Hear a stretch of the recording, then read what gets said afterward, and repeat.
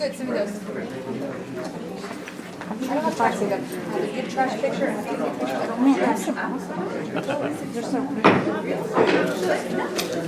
Ladies and gentlemen, I'll call the regular scheduled board of Franklin for May the 1st to order tonight. And the first item of business, I need to get a motion to excuse Mr. Mashburn, who is unable to attend the meeting tonight.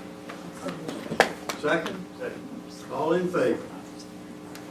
The next item of business is the Pledge of Allegiance, and I'll ask Vice Mayor Patty Abel to lead us. I didn't even see it. I pledge allegiance to the flag of the United States of America and to the republic for which it stands, one nation, under God, indivisible, with liberty and justice for all.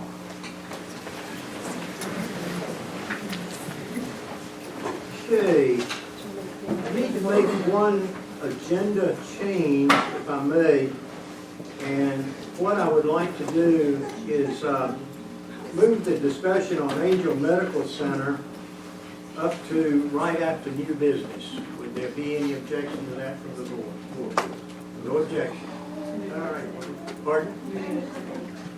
Yeah, that will, the discussion on Angel Medical Center, which I think we have quite a few people here to speak to tonight.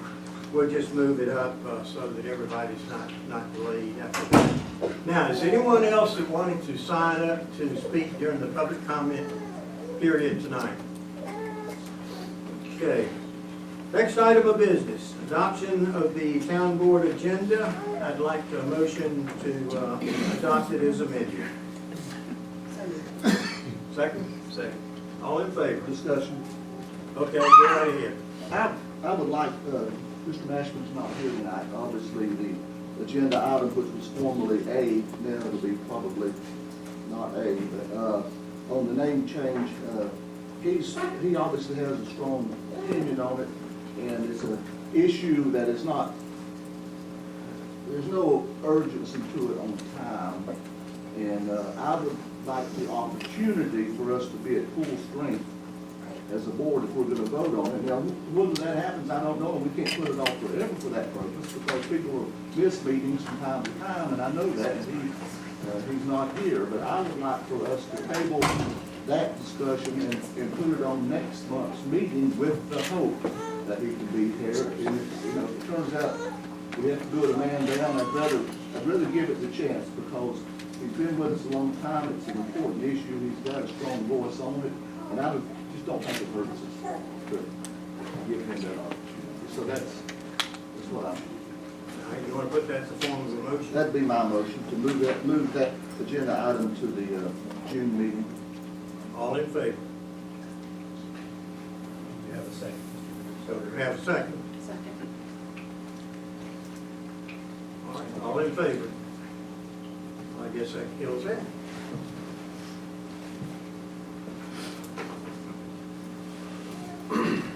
All right, let's move on.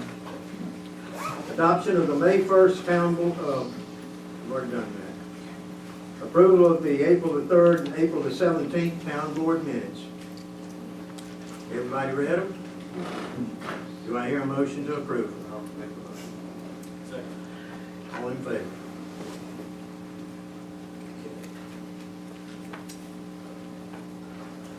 Okay, the first person signed up to speak is Janet Watson. Ms. Watson, welcome. And like I said, we do limit to 5 minutes. Yes, my name is Janet Watson. I'm here tonight to address the board and aldermen and the mayor. We've got a situation on Depot Street. There's been some noise down there in the buildings, and the Saturday before Easter, it started about 9 o'clock Saturday night and continued until about 4:30, 5 o'clock Sunday morning, Easter morning. And I called the dispatch office a couple times, and I finally went to sleep, and I didn't have a good night's sleep, and then Sunday, Easter, it was an hour and a half later, they would have heard it at Wells Grove Baptist Church whenever they had the Easter sunrise service. You know, this is ridiculous. Well, Friday morning about 10 o'clock, it started up again on the 28th. And it went all day long. I live up on the hill in the mobile home park. I rent for Jackie Cook. And it started boom, boom, boom all day. And then at 9 o'clock, it was just going on and on and on and on. Well, it continued. I called the dispatch office and I wanted to talk to Chief Adams, but I was unable to talk to him. So I asked if I could speak to Bob Scott, and they said that, you know, he was unable. So I just picked up the phone book and looked in there to see if I could maybe find out, you know, Bob's number, and I called him. So he met Sergeant Adams down there at the building, I guess. I did. And it just went on. I think it ended about 2:30. George, 2:30? I think they calmed down a little before that, I believe, if I'm not mistaken. The music But they is did so calm loud. I mean, I live up on, you know, just like I said, I live up on Cook Street, and Saturday that night, the gentleman that owns those shopping centers, apparently they're rented out to Mexicans. And they had those lights that you shine up on your house, different colors, were shining on the lumber across the road in shops. Something's going to have to be done. Ms. Watson, I know exactly what you're saying, and we are working on an ordinance to, You know, because I've got a lot of health problems. And I can't take a lot of stress, and I can't take a lot of, you know, anxiety and stuff, because I'm on high blood pressure pills and anxiety now. You know, and I can't take the stress. Something's going to have to be done to Mexicans, because just like I said, I was born and raised here about all my life. And they're coming in here, they're taking little jobs, and, you know, that's not right. And if they can do what they, you know, what they want to, you know, how they want to do, and have, you know, how it's pleased, that's wrong. well, let me just assure you that we're working on it right now. We're discussing it. In fact, we discussed it Monday. One of the problems we have with some of the definitions, what's noise to me may not be noise to you. And we are working on it. I will assure you of that. And hopefully, within a month or so, we're going to have something bring back to this board. There will be a public comment session on whatever type of ordinance we come up with. Is there any way that you maybe, you know, can talk about it sooner than that? I Yes, mean, ma'am. There is. you know, just like I said, you know, if it continues, you know, Right. it's a problem. Well, we're there, and our police are certainly there, and we did go down, and we did get quieted down. And our police are doing everything they can, and what the big holdup is getting an ordinance in place that will pass all the muster. And I appreciate you calling me the other night. And, you know, I don't want to call nobody, but just like I said, Mr. Scott, you know, You can call me anytime. enough is enough. I mean, enough is enough. Well, I had to go down there and see for myself, too. Yeah. We did. See, Mexicans, they love to party. I mean, you know, there's no doubt about it. That's not the just to that. Ms. Watson, thank you so much. We are working on it. Thank you for expressing your opinion. Thanks for your Thank money. you, ma'am. Yeah, thank you. Certainly. Okay, Kate McMahon. Welcome, Kate.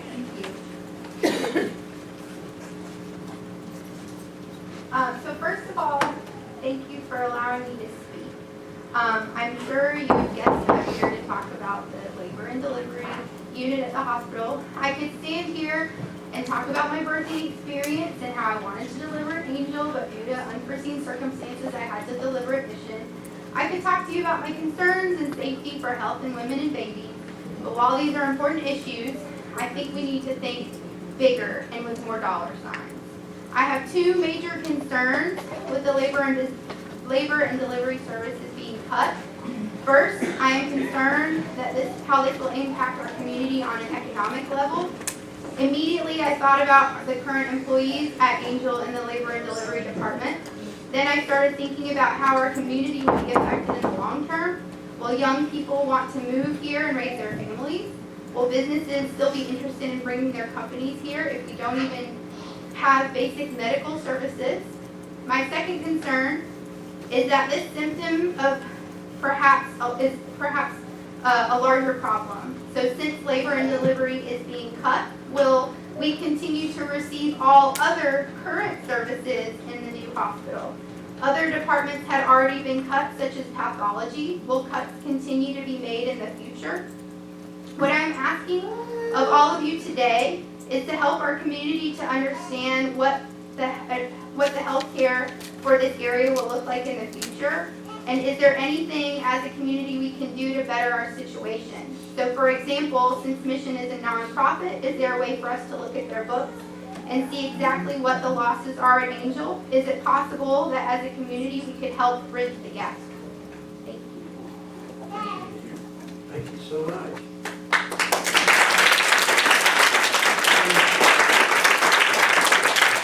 This is Jody Labosky. Welcome, Jody. Thank you. I have the exact same concerns that Kate stated, plus my immediate thought on all this is probably more of a mom's point of view of knowing so many of the doctors and nurses up there and just being, completely shocked that now all these wonderful people with such loving, caring knowledge are going to be not a part of our hospital anymore, which is a shame. And I think many people's opinion in the county that labor and delivery is the best part of Angel. Also, I feel that it is a mother's right to be able to deliver with their doctor, that they have spent their entire 9 months of pregnancy and they shouldn't have to be traveling to other hospitals and delivering with strangers, because how is that doctor going to know everything that they need to know when it comes to someone they've just met? And one of the concerns is that the Medicaid patients are what is causing the deficit for the hospital. And are these Medicaid patients, if they have Medicaid because they're lower income, are they going to have the means to travel to Silva, to Asheville, especially in dire situations, last minute time? You've got the preterm labor. I just feel like that's going to cause a lot of potential problems for mothers and their children when they can't get to the hospital they need to deliver if they're going into preterm labor. And I also feel like if it's a money thing, how much money is going to be tied up in deliveries for the ambulances and helicopters to get these mothers to the hospital in a fast manner when they need to. And in the press conference, they said that they were going to be training doctors and for the ER to take care of these cases. Well, that's just another expense, having to have a doctor come and sit around just waiting for someone to come in an urgent case. Plus, women, or men and women doctors that are in labor and delivery, they love labor and delivery. Why would they want to just come and sit around and wait in the emergency room for a potential problem? They want to be doing it every day. Thank you for your time.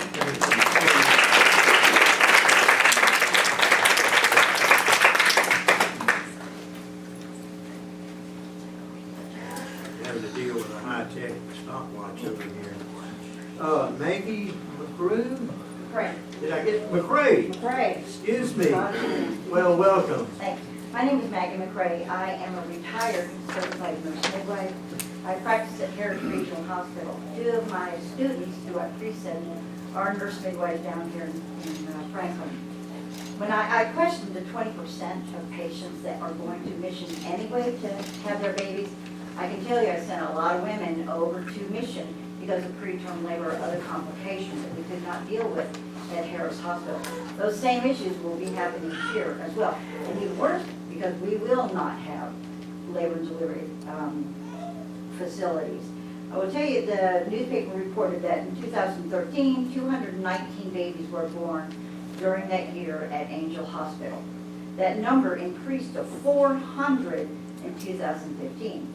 What wasn't mentioned in that article was that the increase was because nurse midwives had moved to the practice here at Angel. That was not at all discussed on that issue. The nurse midwives did, there's 3 of them, Cindy, Ann, and Judy, and they both have the Peterson's practice. With their location, one of the reasons, other than looking for a job, that Harris made uncomfortable for nurse midwives, they moved here to Angel because they could do water births, they could do, there's a difference between physician births and nurse midwife births. Nurse midwives tend to really be with the woman, to not necessarily jump right to medications. Our C-section rate is much lower, and most docs won't sit around and wait for a woman to have the baby and just let a nurse midwife will. So they felt an openness at Angel that they did not have at Harris. So they literally moved their practice. The concern that was addressed also was staffing. Not only do you have people in labor and delivery who will lose their jobs, then you will have 3 nurse midwives, 3 physicians in the OBGYN practice will be losing, and their staff. So it's much greater than the 20 people that was mentioned in the newspaper staffing at Angel Hospital. One thing that I learned, what really pushed into us as nurse midwives during the schooling, was once you have a pregnant woman, you have the family. So if Mission loses at Angel, well, we lose, Mission probably doesn't. And if you, maybe get an arrangement with Harris to deliver those babies, guess where the family's gonna go? They will not probably come back to Franklin. Then that affects pediatric services, because peds, when they get a newborn baby, that's how they get patients. So other babies, new babies, they'll go to a practice here in Franklin. But if they're picked up at Harris, they're not going to do that. And I practiced also in Graham County, with here the health department in Graham County. Those women have a heck of a long drive from Graham County to Harris to have their babies. Some of them still need to go on to Asheville to have their babies. But it's a much greater picture than just Angel labor and delivery. It's much greater than that. So thank you very much.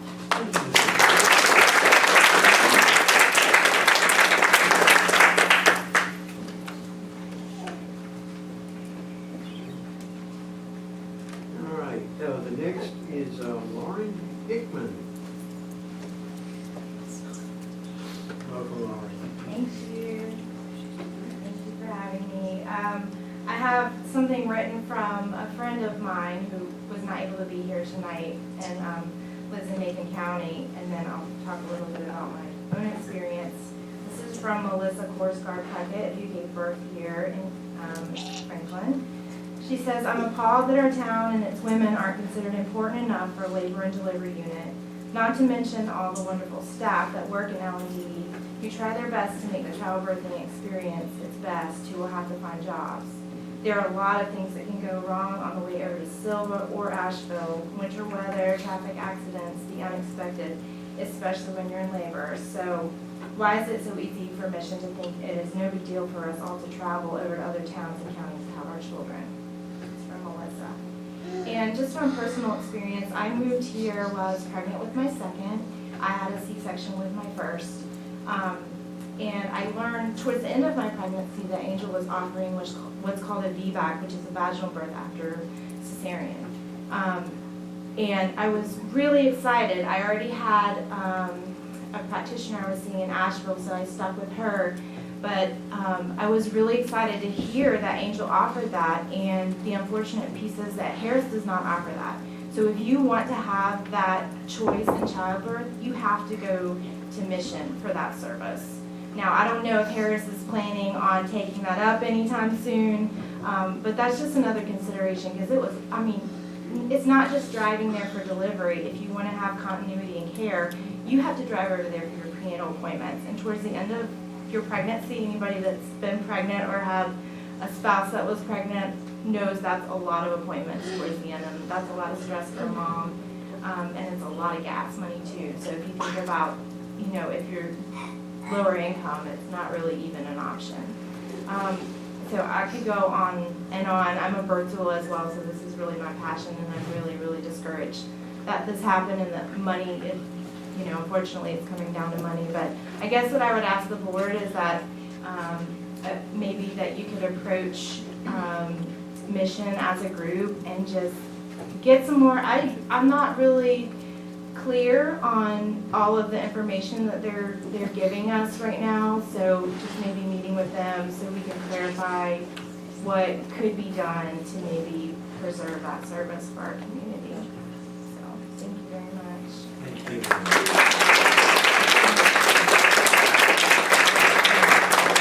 Okay. Nancy Scott. And yes, as a disclaimer, this is my wife.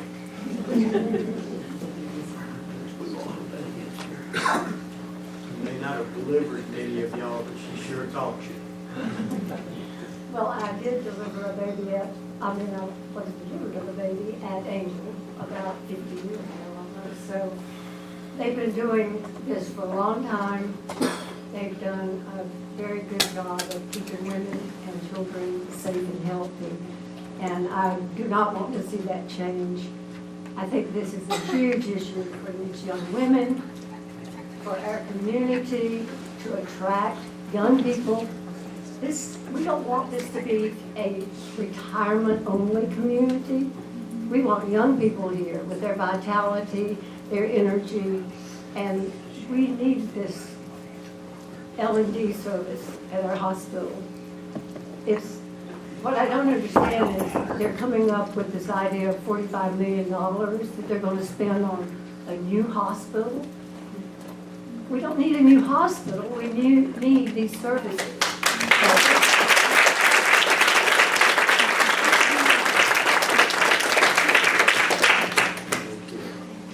Susanna Cuppers.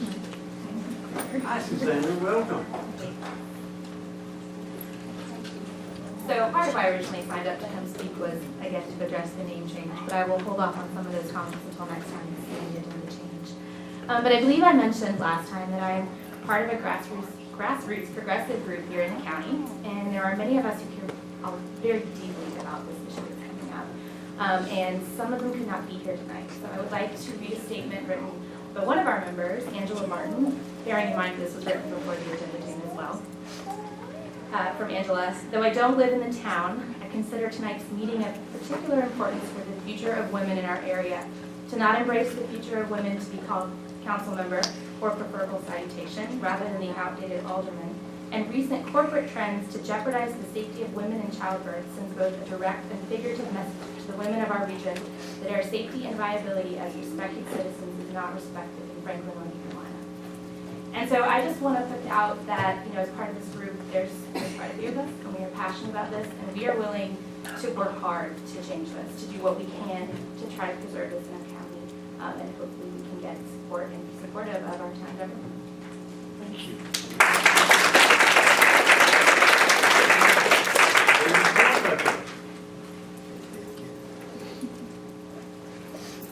Welcome, David. Thank you. This is getting a little familiar. Lord, thank you for the time. Sort of balance the gender gap here. I'm the only guy talking so far. I don't even want to be here talking about this, but I was born here in this hospital as well in 1978. I really want to get up here and call out Dr. Paulson, the president of Mission, for his pompous attitude toward the community. He continually beat his hand on his table telling us that he's going to build a new hospital out of charity for this community. What he really sees is a magnet for retirees so that they can milk them out of their money and not provide a labor and delivery service for this community. Mission may not be a for-profit hospital, but Dr. Paulson is certainly a for-profit person. That being said, he may be operating in what he thinks is the best interest of Mission, but I think he's wrong about the data. I don't think this is just a retirement community. I think we're recruiting young and youthful people coming here that are going to need labor and delivery services. It's not just for retirees. Further to that, the new hospital's not going to have as many good quality retirees to service if there's not young people here opening restaurants and building businesses to serve these retirees that he's expecting to fill this new hospital. That's all I have to say. I think he's wrong about the data. I don't know what kind of demographics we have, but if you have new demographics, then say it. Thank you.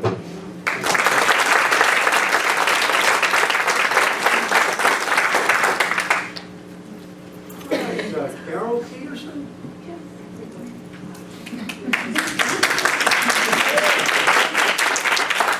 Welcome, Carol. Thank you. I'm an OBGYN at the hospital there. I was the first one that was recruited to come here and start this new unit. I don't really have any prepared things to say, but I just want to speak to the fact that some people can get over the mountain easily, but in our community, we have a very resource poor community for a lot of the women here. Women who can't necessarily get over the mountain. Some of them don't drive, some of them don't have cars, some of them are very indigent. And unfortunately, those are the people that make up the high-risk portion of the practice that we have. So they're going to come to the hospital, and we're going to lose a couple. We're going to lose a few babies because they will not have the capacity to get over the mountain. And I can't tell you how often, over the last 5 years that I've been here, that it's been life or death in 10 minutes that we have to do. We did 5 C-sections under local anesthesia because the anesthesiologist couldn't even be there. Those people are going to die. So I just, the doctors will be okay. We'll get jobs. The nurses, the most brilliant women I've ever worked with, they'll get jobs. They're not going to be unemployed. But I really think that it's the people who really, really need this service are the people who don't have the resources to get out. I mean, for most of us, driving 20 minutes to Silva is no big deal, but it's going to be hard. The other thing I want to speak to is the really beauty of this practice when I started it was, when I came here, was that we really did know every single patient, and we still do, who's going to deliver. We have a personal relationship with everybody, and I can't even tell you how much more important that is personally than the big practice that I came from in Rochester. I really do think it's a loss. I have gone through all the stages of grieving this week. Every single stage, I'm back to, acceptance, because I don't think that we can move mission. I believe that this is their plan, it's been their plan, and I think, I don't know if there's anything we can do about it, but if you think you can, Let's do it.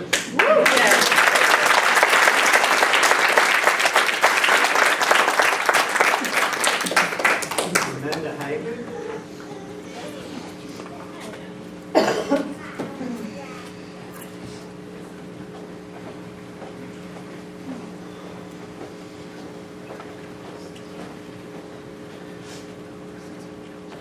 Hello, everyone. Thank you for letting us speak. This is a real privilege to be able to be here to do this. I could reiterate a lot of the things that people have already said about losing revenue just from people that are going to be moving away from this town because of these services that we no longer offer, higher paying people that are staff may relocate to different places. I could go on and on about the revenue that we're going to lose from this decision. But I'd also like to speak to you more on a personal basis.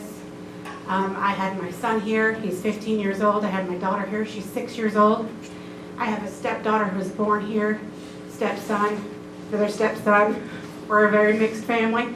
And my stepdaughter's pregnant. She just had a baby, she's pregnant again. Sometimes you can't make your children do what you want them to do. But that doesn't excuse the fact that I also don't want my stepdaughter to lose her life. These quick decisions that have to be made. If she goes to the ER and she's transported, what's going to happen? I don't know. I'm fearful of that. I have several friends that are pregnant. What's going to happen to them? I hope the board thinks about that and really considers the impact on the community that that's going to make. And thank you very much for your time.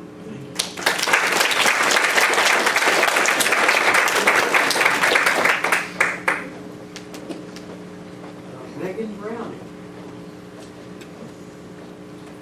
Welcome. Thank you for having me. Certainly. feel really passionate about this. My parents were born here. I was born here. My children were born here. I had the privilege of having Dr. Burrow deliver for me. And then my child was able to continue seeing him after delivery. So now nobody will have that option to have the doctor that delivers them continue to see the baby. I don't understand why we would take, like, for example, Franklin's known for their gyms. If you found a beautiful ruby, would you take it and just throw it in the river? No, you would take it and you would put it on display. The labor and delivery unit is the best thing about that hospital.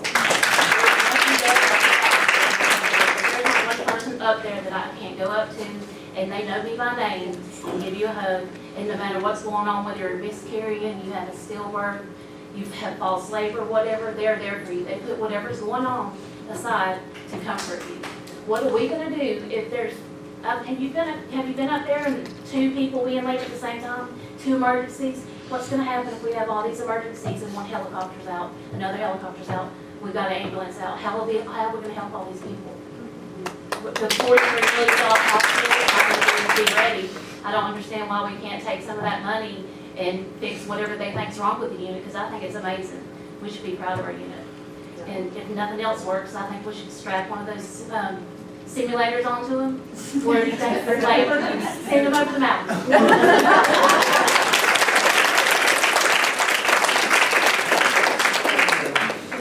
Is anyone else that meant to speak and didn't get a chance to sign up? I'd Yes, like to say something. oh, several, okay. Yes, ma'am.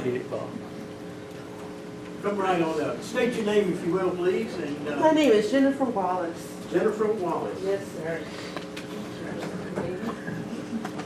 I recently delivered 2 children via C-section. Their unit was wonderful. The people up there, they're so caring, and they take care of your pain and they reassure you. I was scared to death of being cut open. They held my hand, and they brushed the sweat off my forehead. They are so compassionate and they love doing what they do. My doctors at my office, they're like family. I love everybody that I encounter. They delivered both of them. Both my children were fine, but I did have to go back because of jaundice. The first time, I was scared of that. I didn't know what that meant. Them ladies reassured me so much. And then think about umbilical cords wrapping around throats. Think about all the problems that can happen. Think about the families, like my 15-month-old daughter wouldn't have been able to come visit me while I was having him. I did miss her walking, but she wouldn't have been able to come. The grandparents of these children wouldn't have been able to come. There's so much that can go wrong so fast. And I really hope y'all reconsider this, because we need the women's unit. We need them. We're like family. Thank you, Ms. Wallace. Thank you.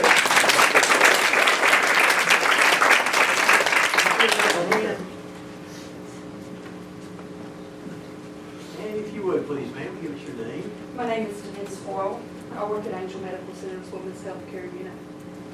I've been a nurse at Angel Medical Center for 26 years. I don't live in Macon County, but I think that makes me pretty close to a citizen of this county. I want to briefly state that for a period of time I was the manager of Women's Health Care Unit. During the time I was a manager there, I spent probably hundreds of hours in meetings discussing the new labor and delivery unit.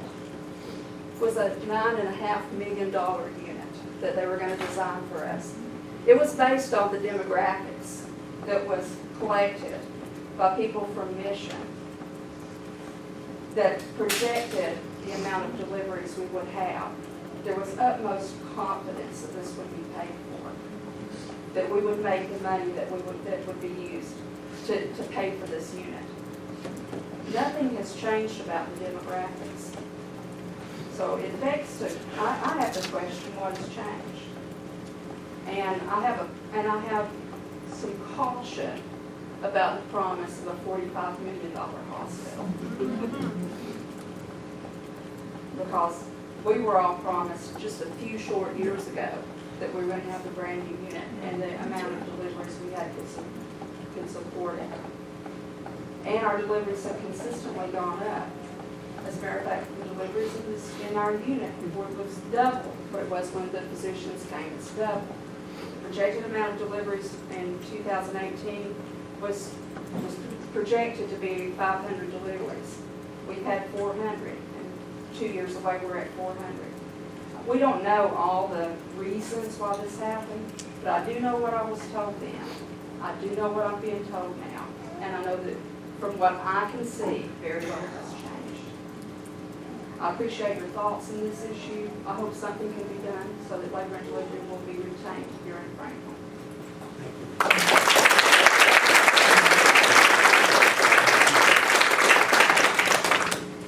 Yes, ma'am. Give us your name, please, ma'am.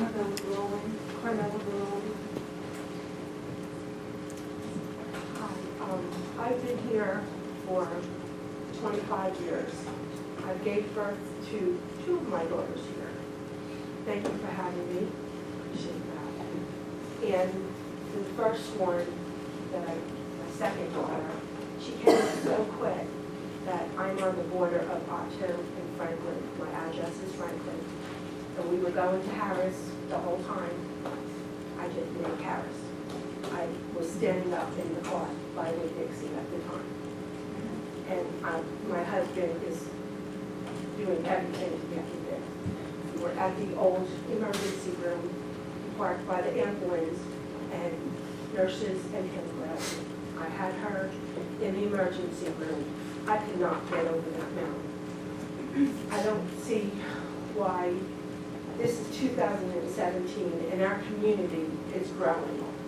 And to see this happen is just ripping my heart out for everyone, our whole community. My last daughter, she's now 20, she's got a 3-year-old, and she's due the day that they're closing. She's high risk, and she's a nervous wreck. I am just, I have no words. This is really sad, and it's disheartening. And as we can just try to come together and try to change their mind, maybe it won't happen, but we can try. Thank you so much. I appreciate it.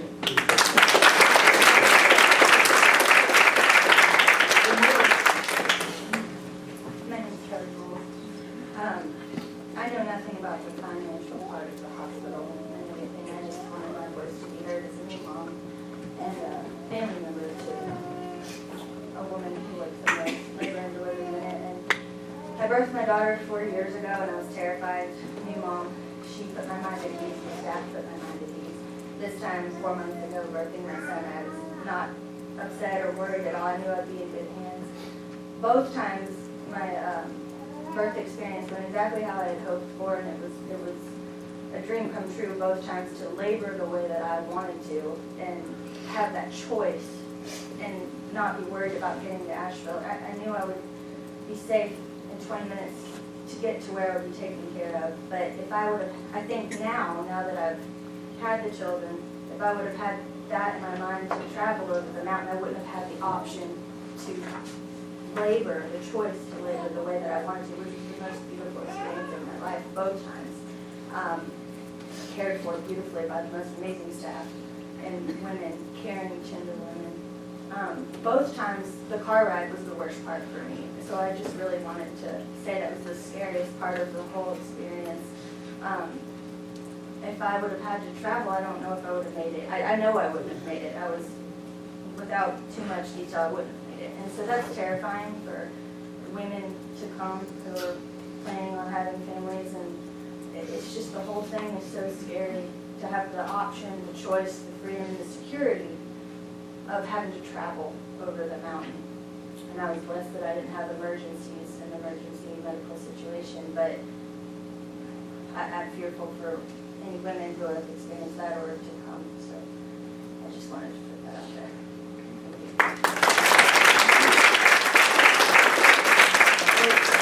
Let's throw the hands, so if there are none. Yes, ma'am?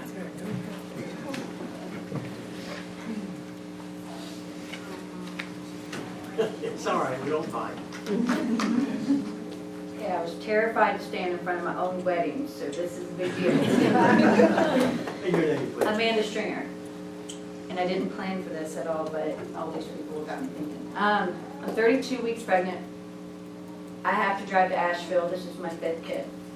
I've had 2 very intense miscarriages at Angel, which if it wasn't for them, I don't know how I would have done it. And I got sent to Mission due to being high risk, which we should have a high risk here.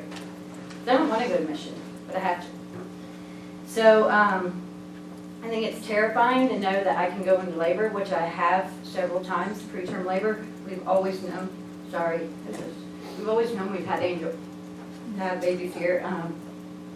And it is intense driving over to Mission. So I would hate to think that I would go into preterm labor again and have to drive to Mission. So I think it's just really important for us and for everybody else to have a labor and delivery here. Because when you're in the moment, that hour drive is terrifying. Thank you.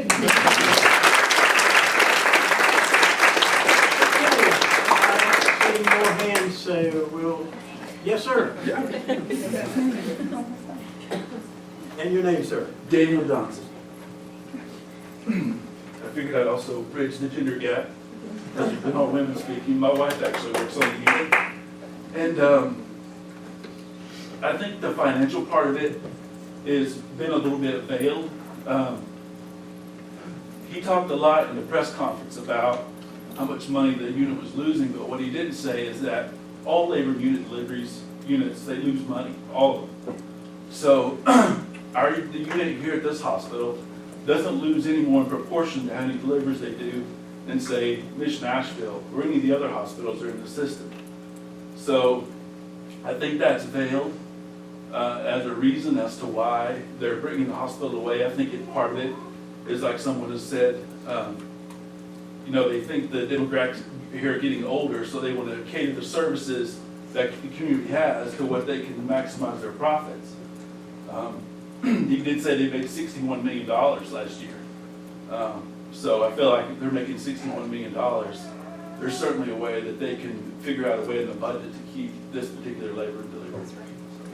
Thank you, sir.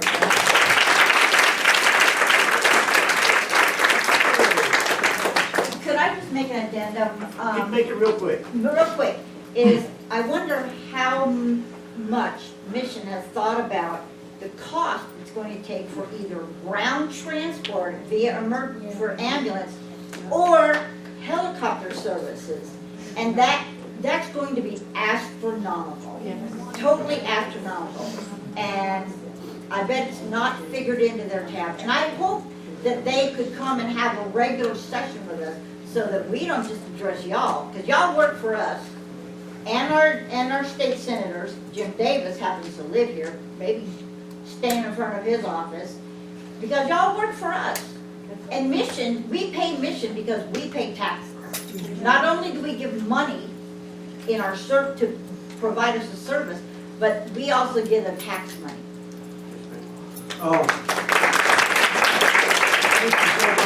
I don't think there's anyone here representing Mission. Don't believe anybody. There's lots of employees, but nobody represents Mission's interests. Okay, all right, I just wanted to be fair and square. If there's anybody here with connections to Mission, I'd be glad to hear you out, and I think we give you this opportunity.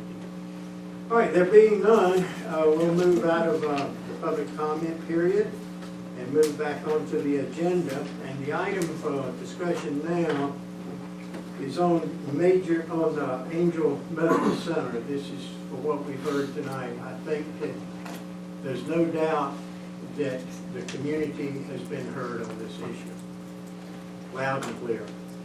Does any board member want to add to anything to what has been presented tonight before we look at a couple of things we might do? Yes, I want yes, to thank everybody who came out and spoke tonight, for sure. I'm in absolute agreement with everyone who came out and spoke. It breaks my heart that this is happening. I look around the room at these these little babies, and I think about my little boy. And I hate to think if anything were to happen to even one of them, because the facility wasn't present where it needed to be, when it needed to be. And it breaks my heart. But I honestly don't know what we can do. I'm excited to hear what you're going to suggest, because I don't know. Okay, anybody else? Anybody else want to weigh in? I would like to say that you ladies were so, and gentlemen, were so impressive, very, very moving, and I wish that everybody in the county could hear everything you had to say. I think you were wonderful. I hope we can get you some answers.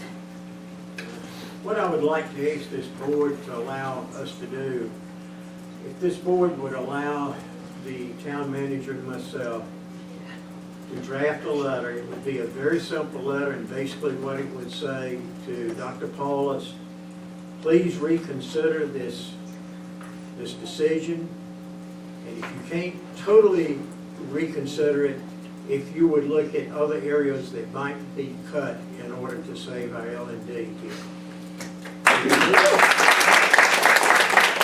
Would the board authorize, or would any other board member like to write the letter?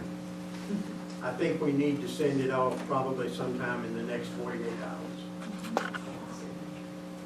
If not, I'll entertain a motion that you'll allow myself and the town manager, and of course y'all will get copies of it. In fact, the news media will get copies as soon as they're written as well. We'll see that they're emailed to you. Do I have a motion to that effect? Is there a second? All in favor? Y'all be looking for that sometime tomorrow. I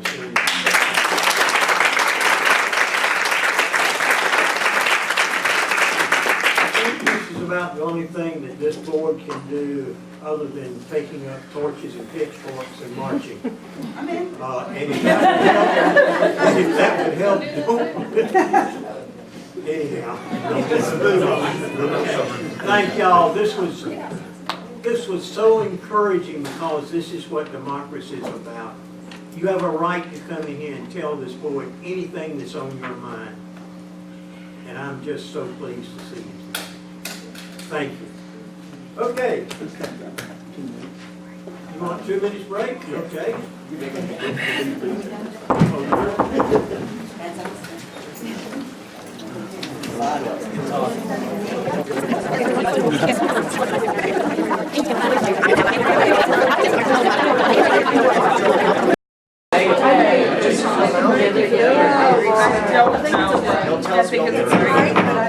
Ladies and gentlemen, let's come back to order, if we will, and we will move on. Have I got all the board back?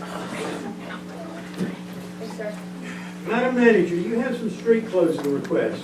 Yes, sir, Mr. Mayor and Board. I have 3. The first one was an oversight on my end for a law enforcement Memorial Day. We had originally proposed to close the street for Friday, May the 5th. It is actually needs to be Monday, May the 15th. They're requesting to close Iowa Street from 11 a.m. to 1:30 p.m. The second request we have is for Friday, May the 19th, and it's Freedom Rocks the Square, and they're requesting to close Iowa Street from 6 p.m. until 9:30 p.m. And then we also have a request for Saturday, June the 3rd for Franklin in Bloom. That's the festival that's hosted by the Franklin Garden Club. And they're requesting to close Phillips Street from 8 a.m. until 5 p.m. They'd like that to be a bridge between the 2 gardens there. And then the final request is for our 2nd annual Public Safety Day that our police department and our fire department host. And they're requesting for Saturday, August the 19th to close Iowa Street from 9 a.m. until 2 p.m. Okay, sound like a lot of things going on. That's wonderful. Okay, do I have a motion to approve these 3 streets? I'll make the motion. Second? All in favor?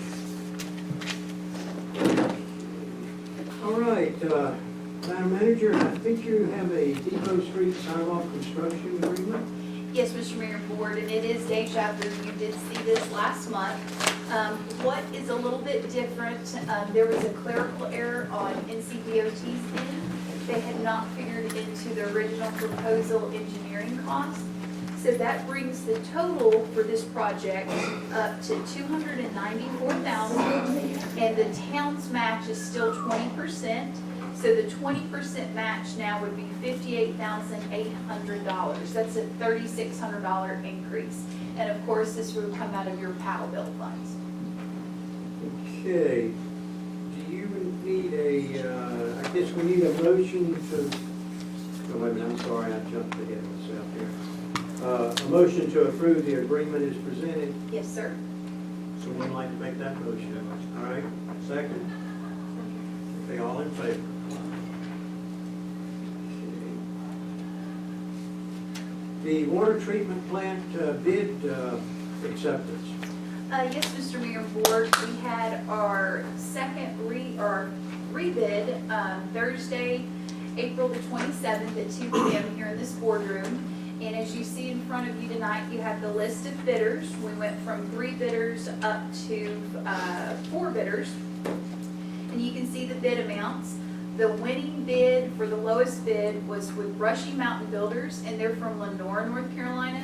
And their bid proposal was for $1,578,000. If you would recall, at the first bid award that we looked at a couple months ago, the lowest bid was at $2.8 million.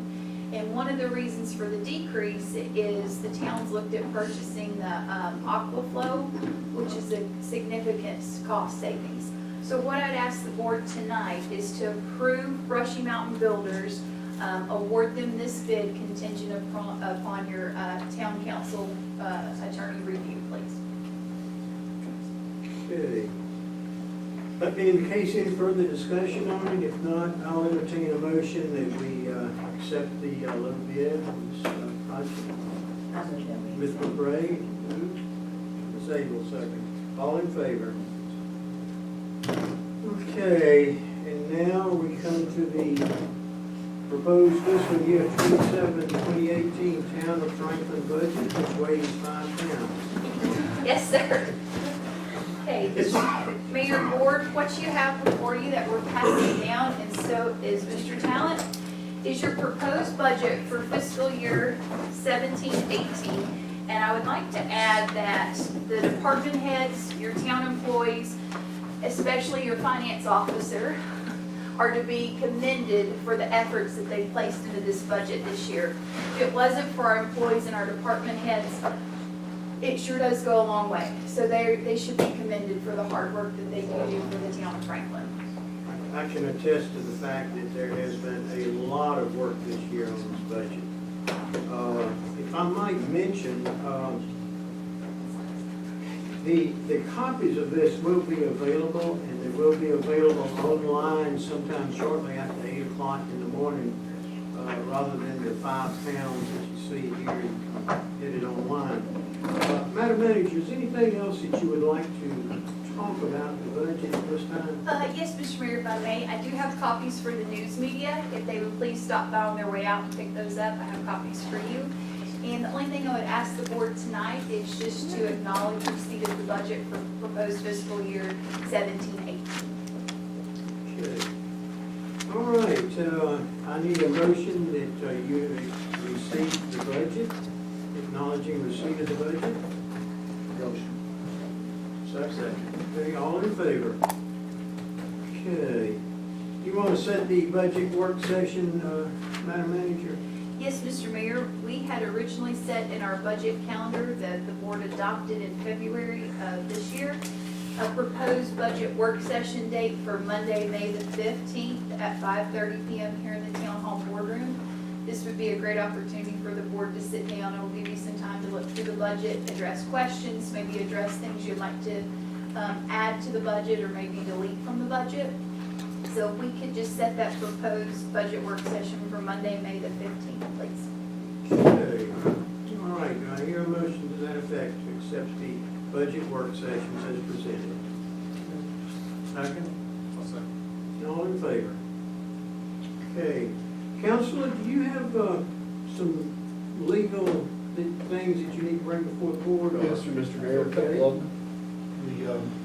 The Oh, I'm sorry, yeah. Mr. Mayor and Board, if I may, I have one final thing for the budget. If we could set a public hearing for the budget, Oh, okay. or if you could set a public hearing for fiscal year 2017-2018 Town of Franklin budget for Monday, June the 5th at 7:05 p.m. Is that our regular town Yes, board sir. meeting? Okay. All right, Motion to that effect? Second. all in favor? Okay. All right, is anything else, Madam Manager, you need on the budget? No, sir. before we Thank you. move on? Okay, Counselor? Mr. Mayor, you have before you a cross-connection control ordinance that the state of North Carolina, we have been in the practice of requiring this sort of thing. It has to do with water connections and making sure there's not backflow and that sort of thing that might contaminate the water source. If we weren't already in those practices, you would have heard about it a long time ago because there would have been the suspension of our privilege to run that public utility. So it's not really to remedy any practice that we currently have. Nevertheless, the state has been pushing for quite some time to have us have it in writing and in an ordinance. So that's what this does. It puts in place requirements as to how users of the water system will connect with, and it varies what kind of connection they can make or have to make depending on what sort of use they put in water. Happy to answer any questions you have about it. It is a thoroughly technical sort of ordinance. Again, mostly have to be a hydrologist to understand a lot of it, but that's the purpose of it. Happy to answer any questions you have, but I would just ask for a motion to adopt the ordinance as presented would be in order. Motion would be in order. Would somebody like to make that motion? All right, second. All in favor? Okay, that passes. Counselor? Now, the minimum housing code violations, do we have some to report tonight, or where are we standing on that? I do have a thorough report for you, Mr. Mayor. You have in front of you these manila folders that Mr. Setzer and I have been putting together. On top is a set of ordinances that are the next step to take with respect to the three properties that you've heard about, all of them in the past. They're located at 14 Brittany Lane, 76 Hillcrest Avenue, 456 Pauline Avenue. The town planner's review of those properties and the reasons that they don't comply with the minimum housing code are documented there before you. What we have to do in order to take the next step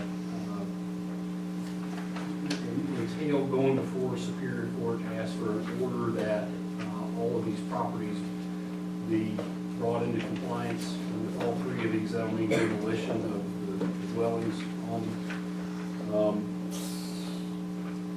We also will ask for the order to include the town be able to collect as a lien against the property, the expenses it'll have.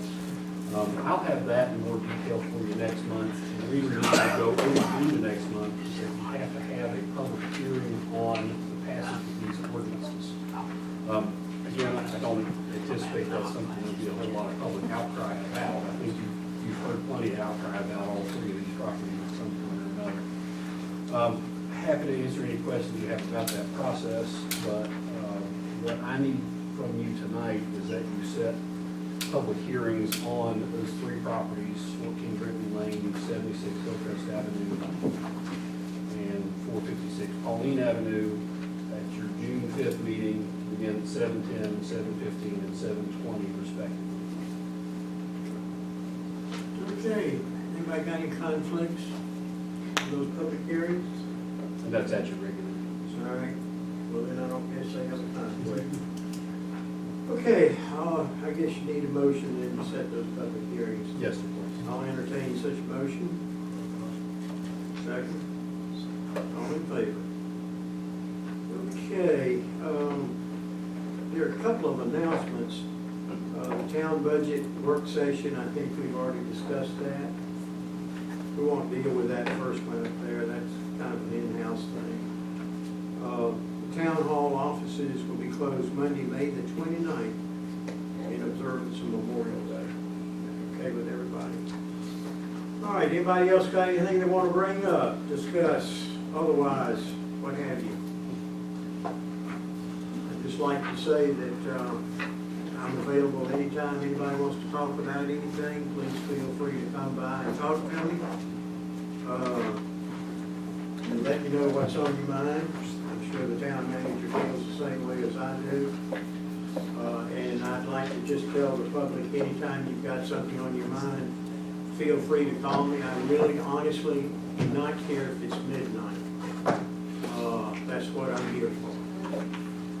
And I expect if you've got something on your mind that you will let me know about it. If you make it bad. That's fine. You call me, I'll probably be waiting for the call. All right, no further business. I'll entertain a motion to adjourn. Second? We stand adjourned.